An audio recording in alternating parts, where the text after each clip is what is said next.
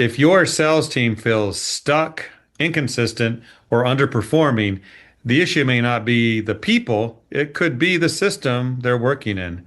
Today, we're diving into a strategy that focuses on the structure surrounding your sales team. Now, this episode might get you thinking outside that pesky proverbial box. And it's my pleasure to welcome regular guest Troy Harrison. Troy, always a pleasure to talk to you about sales stuff. Jeff, it's great to see you again. I always enjoy these videos. So, tee it up for us. The vessel, like, is that like the box? Talk about what this is about. Yeah, last time, Jeff, we talked about my four-layer model of how a sales organization is built. You've got the waters, which is your selling environment and your customer base, sitting on top, and these are the four components of any successful journey. You've got the vessel, which is your ship, and that is how, your structure, your infrastructure. And that is your metrics, your processes, and all those. On top of that is your crew. Those are the people who are going to implement your vessel in your waters. And then on top of that is the root, which is your sales methodology, how they're going to do it with what they do. The reason this is important is that when companies are having an underperforming sales team or having sales problems, they typically do one of two things. Either one, they decide they want to train their salespeople. They figure, well, this problem is the salespeople aren't skilled enough. Or two, they fire salespeople and hire different ones. And a great amount of the time, probably a majority of the time, the real problems they have lie in the layers under the individual solutions, under the crew, under the route. And we're going to talk about the one of those layers today, which is the vessel. The vessel is your sales infrastructure. Here's how most sales teams are built. You've got the founder, and the founder typically is their own best salesperson to begin with. And the founder may be the best salesperson the company ever has. Hopefully not, but they might be. And the founder goes out and sells a bunch of business, and then they hire a salesperson. They say, okay, you do what I just did, and you'll be successful. And so that person does some facsimile of what the founder did, and then they hire another salesperson who does some facsimile of what the second guy did. And it's like a game of telephone, but nobody ever sits down and actually road maps out what it takes to get from point A to point B to consistently and repeatedly produce business, to develop business, and to retain business. And that is what the vessel is all about. Think of the vessel as your roadmap to success for salespeople. You know, or should know, your ratios. Here's what I mean by ratios. You should know what percentage of your proposals actually close and become a new deal. You should know how many presentations it takes to get your proposal, because not every presentation is going to justify or see a proposal. That's another ratio. You should know how many discovery conversations get to a presentation, because many times in discovery, you're going to find out things that means they're not an appropriate client, so there's no point in making a presentation. And you should have a feel for how many prospecting activities, and notice I didn't say phone calls, prospecting activities generate a new appointment. You should also have ratios for how many current customer sales calls need to be performed in a given week, and how many retention sales. You should have ratios and metrics for basically everything you want your salespeople to do. Now, here's why people back off of that and are scared of that. They think, I don't want to micromanage. I don't want to be a micromanager. Look, having this is not being a micromanager. It is having your act together. When you sit down with a new candidate and you're able to tell them that if you perform these activities competently, that you will succeed, you're sending a message to that new prospective salesperson that says, oh, these people have their act together. They know how they make money. They know how they do business, and they've got a pattern that I can get into, and hey, maybe I'm better than the average salesperson. So if I execute those numbers, I'm going to do even better. Having these metrics also gives your sales leader troubleshooting tools. Let's say that, Jeff, let's say that I'm managing you as a salesperson and you're not hitting quota. Well, the first thing I'm going to look at is see, are you doing the numbers of activities that we're looking for every week? I say that my salespeople, I'm just going to do this real broad brush. I'm saying that you should be getting 8 appointments per week. And Jeff, I look in the CRM and I see you're only getting 6, but you're also not getting hitting quotas. So my first issue that I'm going to troubleshoot with you is, okay, what do we have to do to get you up to the 8 appointments per week? Because that's probably the reason why you're not hitting quota. And by the way, that doesn't have to be beating on you with a stick and saying work harder. Sometimes there's an upstream problem that is preventing you from getting the required number of appointments. It all fits together, but having these types of things in place, having these metrics in place is probably the best troubleshooting mechanism that your sales manager or your sales leader is ever going to have. And if you don't have that in place, your sales leaders are flying blind. Now, there's another component to the vessel, and that is your compensation plan. I always hesitate when I talk about comp, and here's why.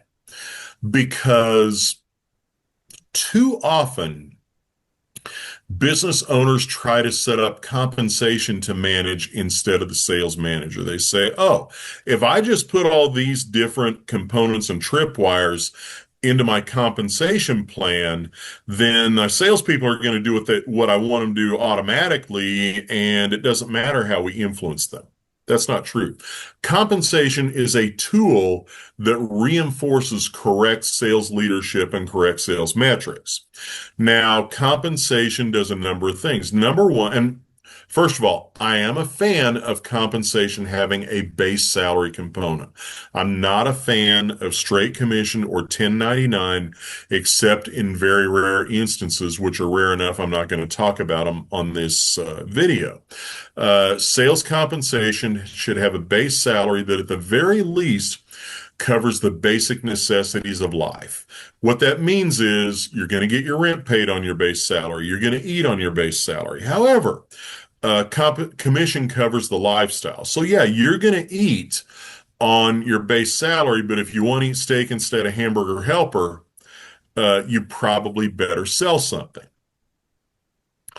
And what we want to do with our commission is we want to incent proper behaviors. I'm a fan of paying on profit rather than gross revenue, if at all possible, because that makes your salesperson an agent in protecting your price and protecting your rates.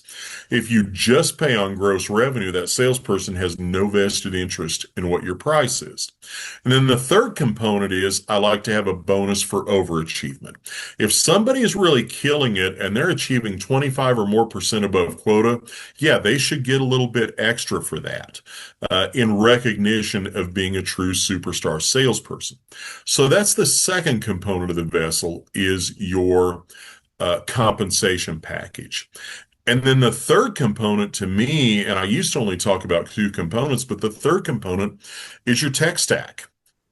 I truly believe that any salesperson's tech stack nowadays has to include some AI tool for doing customer and prospect research, for refining communications, even for creating CRM notes that are more readable. We all do see our sales call notes in sentence fragments.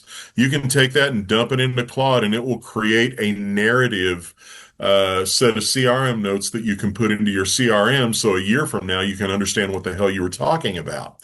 My favorite tech tool like that is Claude.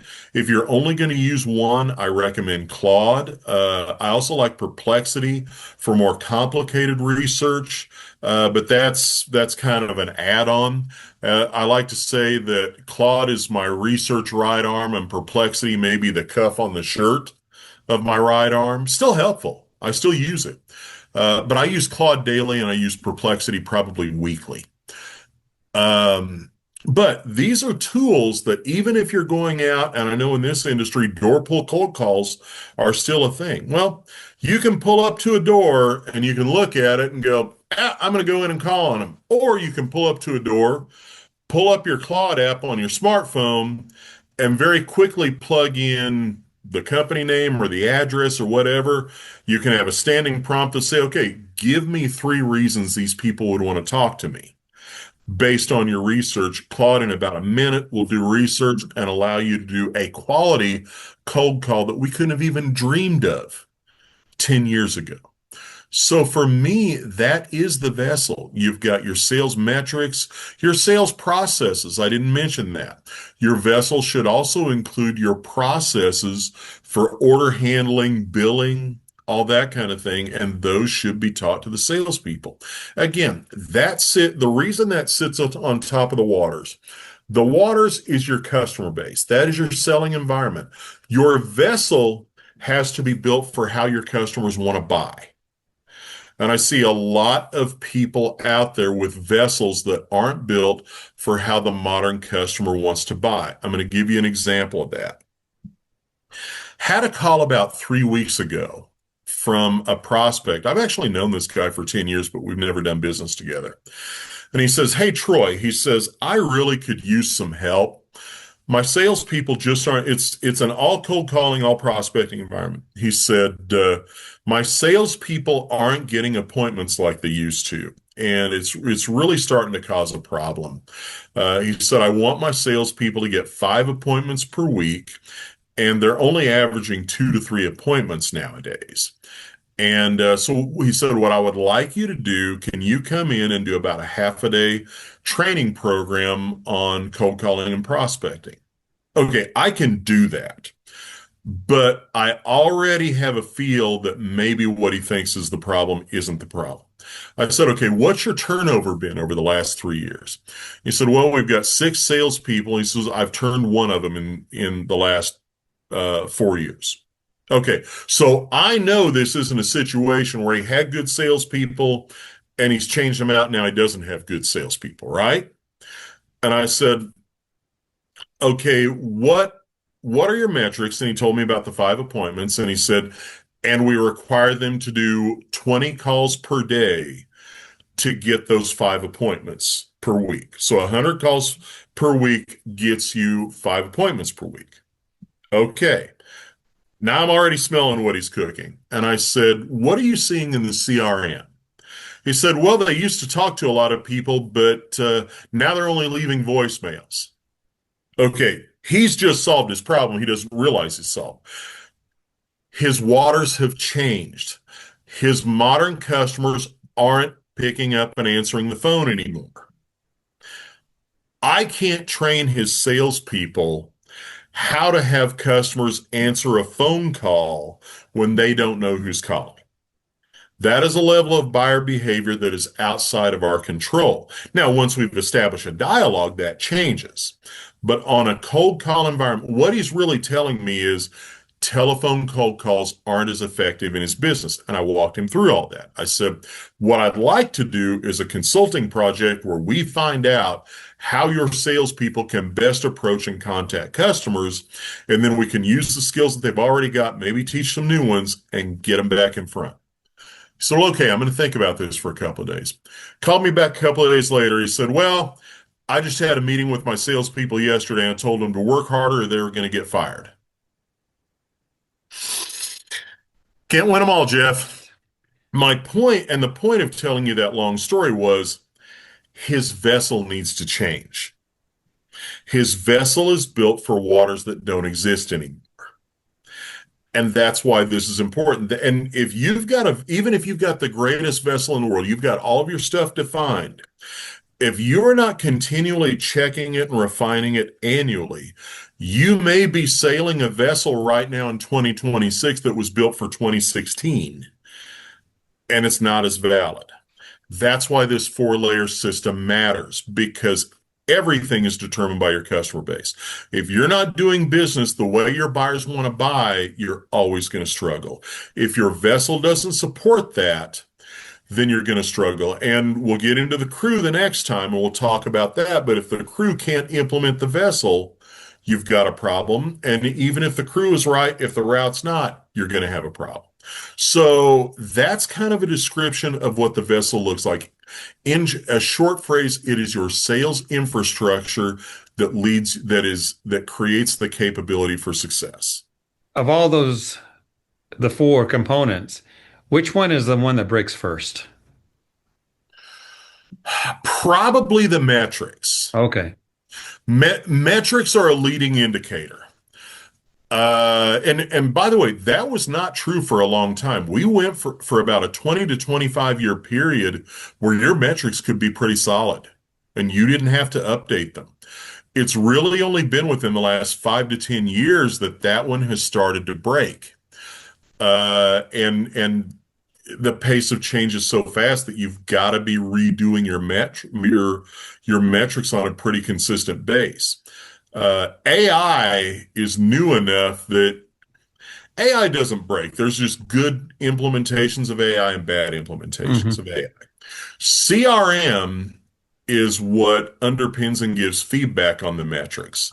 CRM should be the leading indicator to tell you, oh, wait, my ratios are changing. Right.